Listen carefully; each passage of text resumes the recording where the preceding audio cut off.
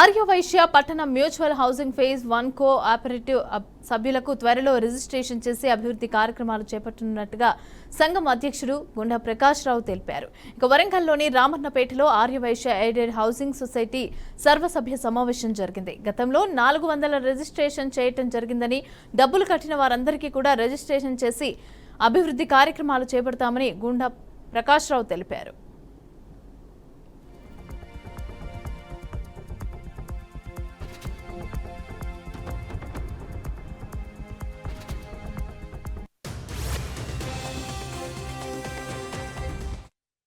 నేను గతంలో వాసవి క్లబ్ అధ్యక్షుడు ఉన్నప్పుడు కూడా అందరూ 3,500 ప్లాట్ ఇచ్చాను.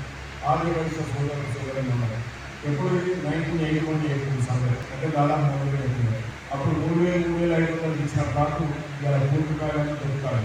ఇవన్నీ మైండ్లో పెట్టుకొని ఇవాళ మన దగ్గర ఒక ఆటో రిక్షా లాంటి వ్యక్తి ప్లాట్ కొనుక్కునే ఉన్నారు.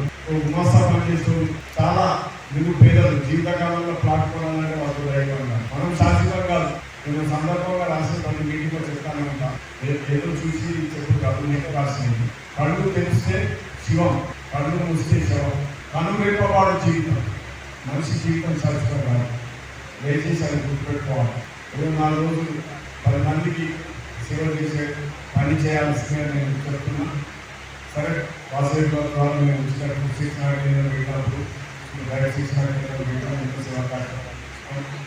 ఈరోజు వరంగల్ పర్టికులర్ వరంగల్ చెప్పాలంటే